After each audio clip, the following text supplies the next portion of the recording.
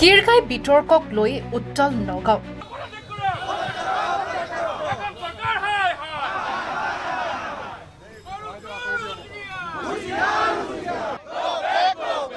নগাঁও চহৰৰ মাছমজিয়াত কিষাণ কংগ্ৰেছৰ তীব্ৰ প্ৰতিবাদ।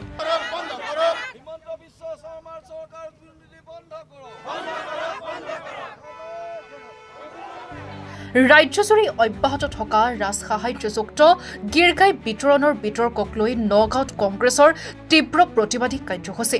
আমাৰ যিসকল মহিলা আছে, গাঁৱৰ শিপিনী আছে, দুখীয়া মহিলা আছে, 1250 টকা দিছে আৰু তেওঁলোকে ৰাজসাহায্য লৈছে 50 লাখ টকা। আৰু সাংবাদিকে যেতিয়া সুধিব গৈছে ন তথ্য পোহৰলৈ আহিছে। ৰূপহীহাটৰ বিধায়ক নুৰুল হুদা আৰু অসম প্ৰদেশ কংগ্ৰেছৰ সম্পাদক মৃণাল হাজৰিকাৰ নেতৃত্বত প্ৰদেশ কিষাণ কংগ্ৰেছ কমিটি আৰু নগাঁও জিলা কিষাণ কংগ্ৰেছ কমিটিৰ যৌথ উদ্যোগত এই প্ৰতিবাদী কাৰ্যসূচী।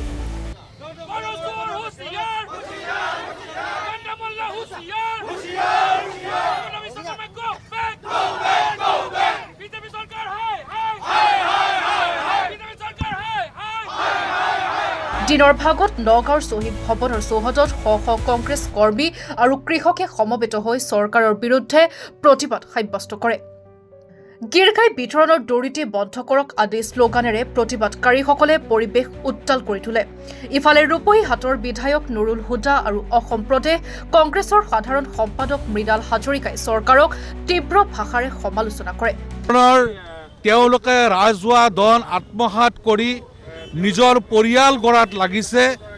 আজি তাৰ বাবে প্ৰতিবাদ সাব্যস্ত কৰি আমাৰ অসম প্ৰদেশ কিষাণ চেল আৰু অসম প্ৰদেশ কংগ্ৰেছ গোৰ্খা বাহিনীয়ে আজি আমাৰ গোটেই অসমত এটা প্ৰতিবাদী কাৰ্যসূচী আমি আৰম্ভ কৰিছোঁ। আৰু অসম প্ৰদেশ কংগ্ৰেছ কমিটিৰ নিৰ্দেশ মৰ্মে আমি নগাঁও জিলা কংগ্ৰেছ কিষাণ চেল আৰু গোৰ্খা চেলৰ আমাৰ সহযোগত আমি কংগ্ৰেছৰ বিভিন্ন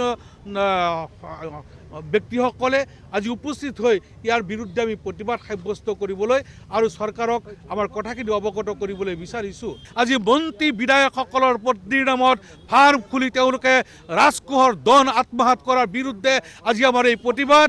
আৰু আমি ইয়াৰ তদন্ত বিচাৰিছোঁ।